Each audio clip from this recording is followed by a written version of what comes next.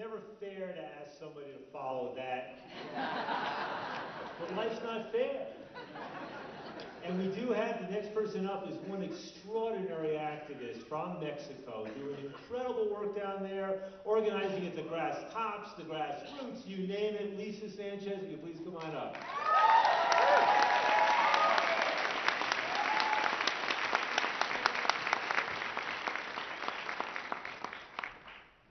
Thank you, everyone. It's actually a great pleasure to be here.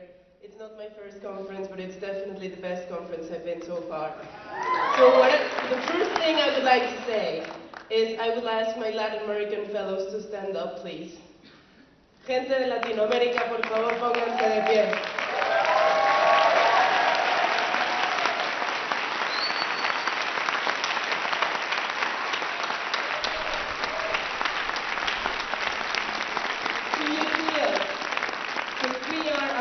Rocking drug policies out of the border of the United States. And we're making a lot of, putting a lot of effort into changing drug policy in one of the subcontinents has been more hurt and had suffered the most out of the war on drugs. So I want you to meet all these people, and I just want to underline how amazing they've been. All the way from Uruguay, Guatemala, we had a lot of people from Colombia, people from Argentina, and of course people from Mexico. And this is actually the first time that the movement of victims from the war on drugs in Mexico have shown to this conference.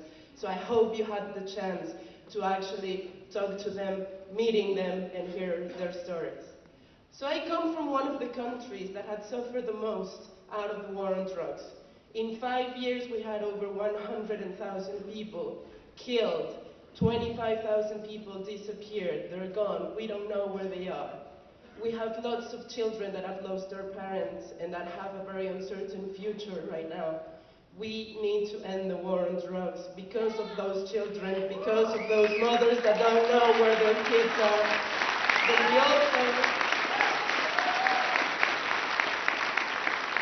we also need to end the war on drugs because it's a matter of liberties, it's a matter of freedom, but it's also a matter of justice.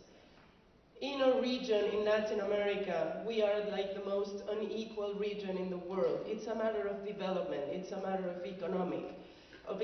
And what I'm here to say is that you guys, people in North America, people in Canada, in the US, you've made this possible. Come on, we're in Denver, Colorado. You did it. You smashed it here. So we need you to help us end the war on drugs, not only in Latin America, but also across the world.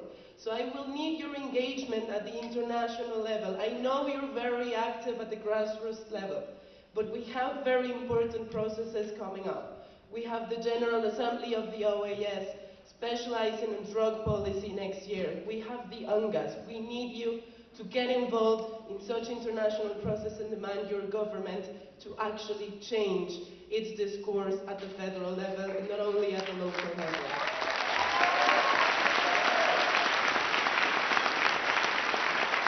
I will use my last minute to actually thank Ethan and DPA for this incredible effort that you put together. We had interpretation into Spanish.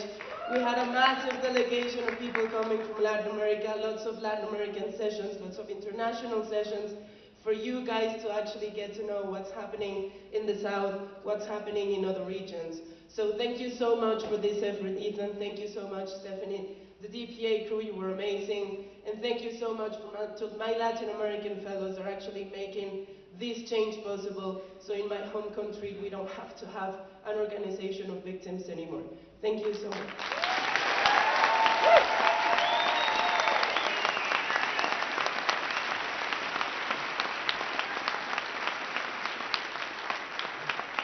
Thank you, Lisa. That was perfect. Thank you. Next up, from Colorado, another Lisa. From the Harm Reduction Action Center, Lisa Rabel.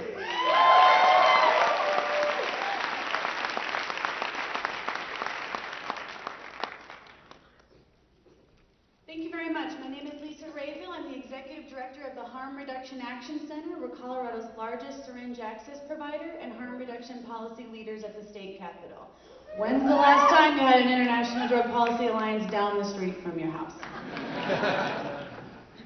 Colorado's done a lot in the last few years. We are a trifecta of winners. However, there is a lot yet to be done. I would be remiss if I didn't bring up our friends, the Colorado Criminal Justice Reform Coalition, who passed the most progressive drug sentencing legislation in the United States this past year.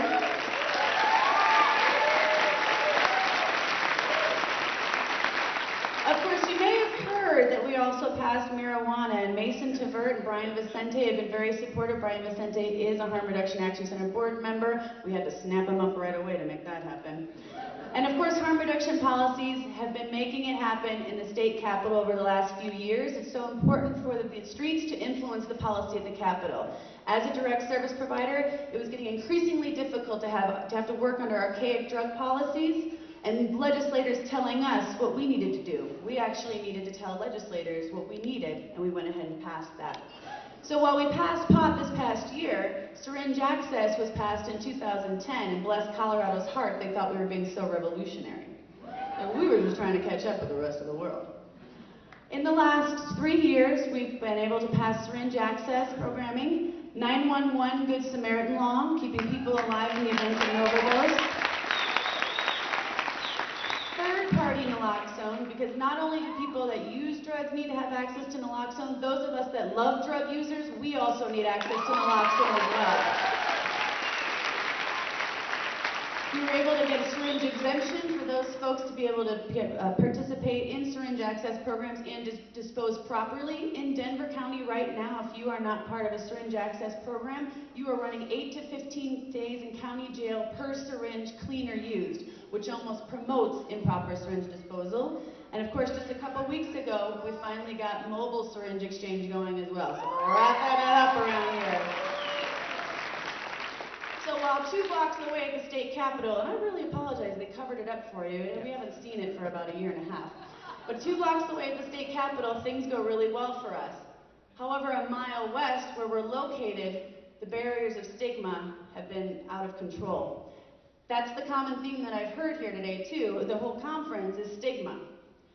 We've been an agency for 11 years, but we would be able to do syringe access as of last year.